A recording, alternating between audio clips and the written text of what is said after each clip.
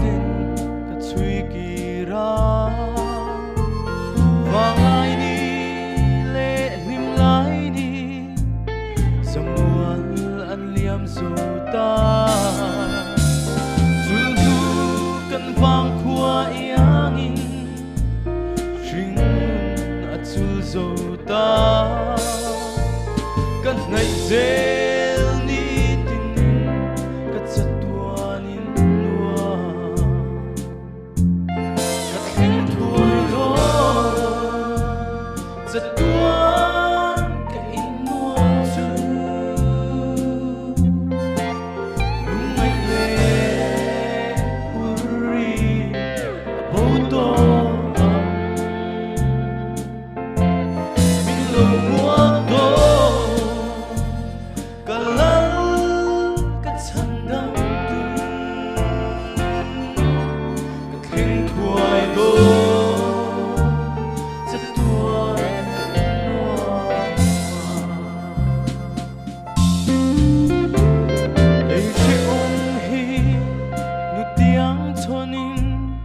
malam kapan zel do len huan lung du tha fam chang ten ngak lel takin min thi mangai fam zu ngain shing ka mangral me ka ngai zel ni tin ka chatuan in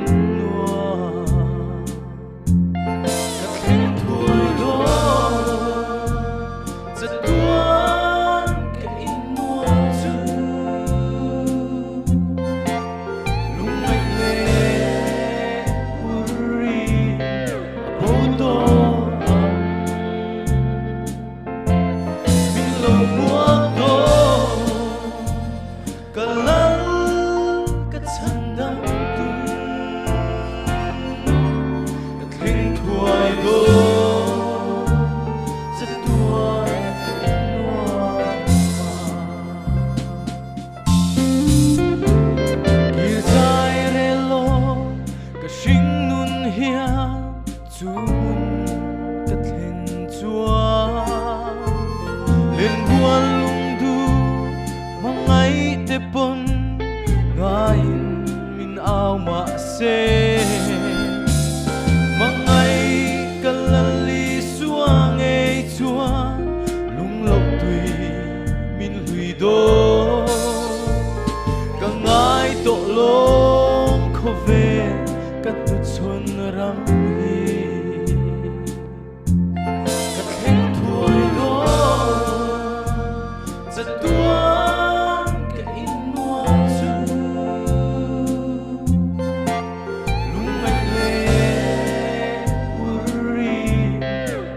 todo